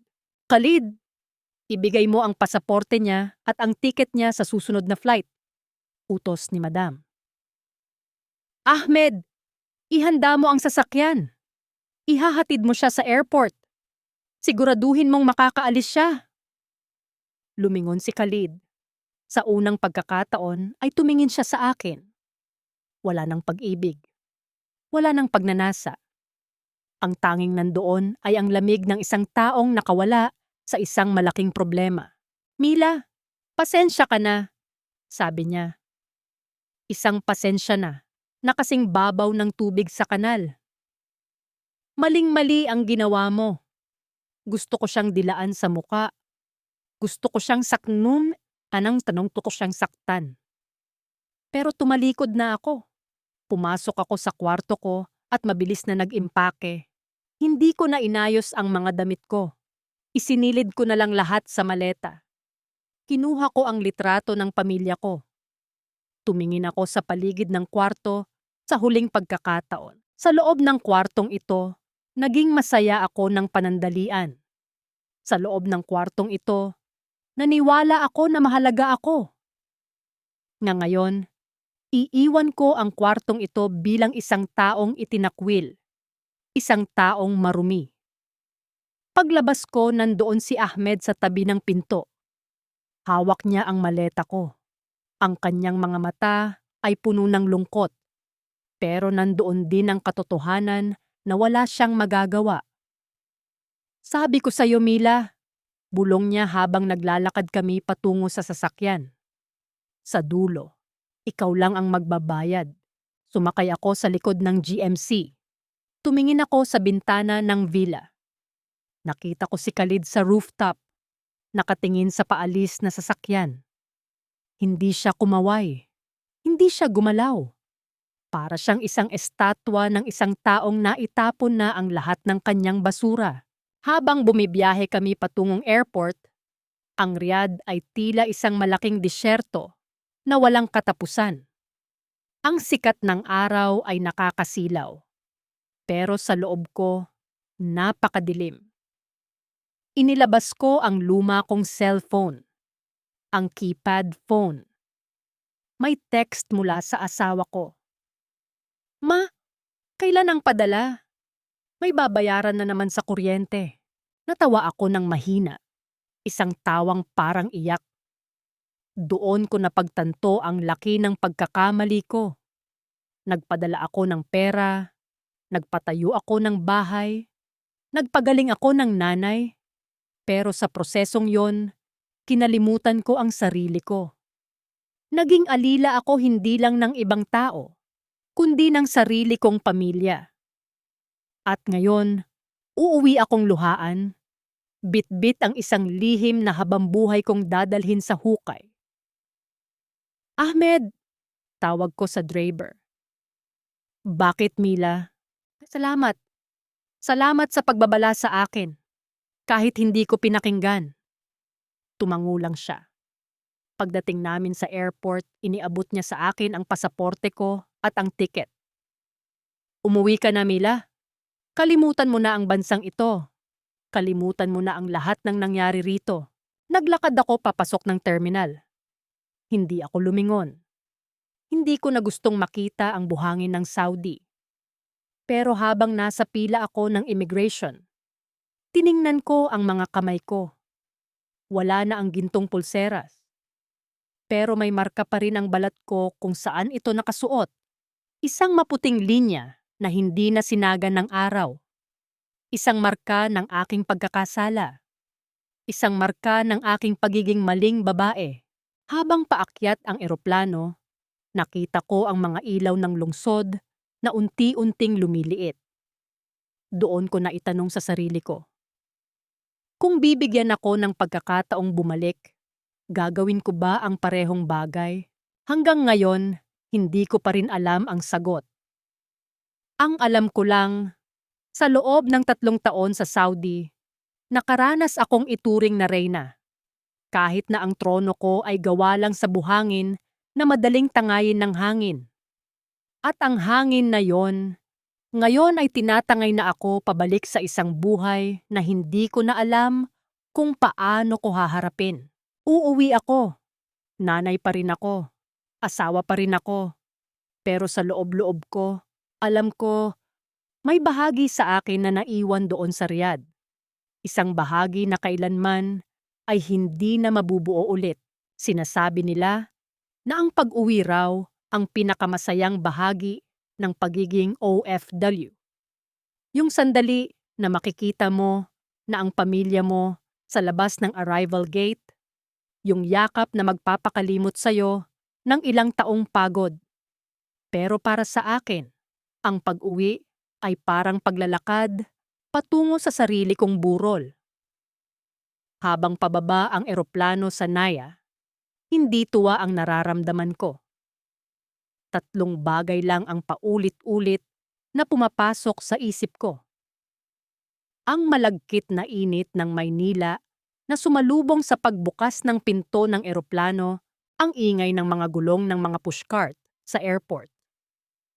At ang bigat ng lihim na daladala ko sa loob ng aking maleta. Sinalubong ako ng asawa ko at ng 2 kong anak. May dala silang karton na may nakasulat na, "Welcome home, Ma," sa makulay na pentel pen. "Ma, bakit parang namayat ka?" Bungad ng panganay ko habang yumayakap sa akin. "Pagod lang sa biyahe, nak," sagot ko. Pilit akong ngumingiti, pero ang totoo, gusto kong umiwas sa mga mata nila. Pakiramdam ko, kapag tinitigan nila ako ng matagal, makikita nila ang bakas ng mga halik ni Khalid sa leeg ko. Makikita nila ang dumi na hindi kayang hugasan ng kahit anong sabon. Sa loob ng sasakyan pauwi sa probinsya, walang tigil ang kwento ng asawa ko. Tungkol sa bagong pinturang gate, tungkol sa plano niyang dagdagan ang pasada ng tricycle, tungkol sa lahat ng bagay na nabili namin dahil sa sipag ko sa Saudi. "Swerte talaga natin sa amo mo, Mila," sabi ng asawa ko habang nagmamaneho. "Biruin mo, kahit maaga kang natapos sa kontrata, pinayagan ka pa ring umuwi ng maayos. Mababait siguro talaga sila. Napakapit ako ng mahigpit sa bag ko. Mababait. Kung alam lang niya. Kung alam lang niya na ang bawat yero ng bahay namin, ang bawat gamot na ininom ni nanay, ay may kapalit na bahagi ng pagkatao ko na hinding-hindi ko na mababawi." "Nasaan na pala yung gintong pulseras na sinabi mo sa chat?" tanong niya bigla. "Gusto sanang makita ni nanay. Pang-display mo raw sa binyag ng pamangkin mo sa linggo." Huminto ang mundo ko. 3 detalye ang napansin ko sa loob ng sasakyan sa sandaling iyon. Ang amoy ng air freshener na lemon na nakakahilo. ang gasgas sa dashboard ng lumang kotse namin, at ang sarili kong nanginginig na boses sa salamin. Nanakaw sa airport, sa Saudi pa lang. Pagsisinungaling ko. Iyon na ang huling malaking kasinungalingan na kailangan kong panindigan. Nadukot sa bag ko habang naglalakad ako sa terminal. Sayang naman. Panghihinayang niya. Pero sige lang. Ang mahalaga, nandito ka na. Marami pa namang pera. Makakabili pa tayo. Pagdating sa bahay, sinalubong ako ni nanay. Nakatayo na siya. Mahina pa, pero buhay. Doon, sa harap ng nanay ko, biglang gumuho ang lahat ng pader ko. Napayakap ako sa kanya at humagulhol. Hindi nila alam kung bakit ako umiiyak. Akala nila, luha lang yun ng kagalakan. Akala nila, sobrang namiss ko lang sila. Pero ang totoo, umiiyak ako dahil sa bawat tibok ng puso ni nanay, nararamdaman ko ang presyong binayaran ko. Umiiyak ako dahil habang hinahaplos ko ang kanyang kamay, naaalala ko ang mga kamay ni Khalid. Nang gabing yon, habang tulog na ang lahat, lumabas ako sa beranda ng bago naming bahay. Ang hangin sa probinsya ay amoy lupa at tuyong dahon. Malayo sa amoy ng buhangin at mamahaling pabango sa Riyadh. Inilabas ko ang aking cellphone. Binura ko ang lahat ng pictures, lahat ng messages. At huli, ang numero ni Khalid. Pinanood ko ang screen habang sinasabi nitong contact deleted. Pero alam niyo ba kung ano ang pinakamahirap? Ang burahin ang alaala sa loob ng utak ko. Kapag pumipikit ako, naririnig ko pa rin ang boses niya. Nararamdaman ko pa rin ang takot kapag may kumakatok sa pinto. Hanggang ngayon, tinatanong ko ang sarili ko. Naging masama ba akong tao dahil pinili kong isalba ang pamilya ko sa paraang alam kong mali? Wala akong sagot. Ang tanging alam ko lang, sa tuwing titingin ako sa salamin, hindi ko na makita ang lumang Mila. Ang nakikita ko ay ang isang babaeng nabuhay sa gitna ng bawal na pag-ibig. Hindi dahil sa katiyuhan, kundi dahil sa desperasyon. Isang babaeng namatay ang dangal upang mabuhay ang iba. Isang gabi, tinanong ako ng anak ko, "Nay, bakit minsan nakatingin ka lang sa malayo at parang malungkot ka?" Ngumiti lang ako at hinaplos ang buhok niya. "Wala to, nak. Minsan lang talaga. May mga bagay na kailangang iwanan sa malayong lugar para maging maayos ang lahat dito." Iyon ang huling aral na natutunan ko. Na ang bawat sakripisyo ay may multong kasama. At ang multong yon ay ang kaisa-isang kaibigan ko sa hating gabi. Ang kaisa-isang nakakaalam ng buong katotohanan tungkol sa kung paano ko itinayo ang bahay na ito sa ibabaw ng aking mga pagkakasala. Tapos na ang kwento ko sa Saudi. Pero ang kwento ng aking pagsisisi, iyon ay isang kabanatang hinding-hindi ko na matatapos hanggat ako ay humihinga.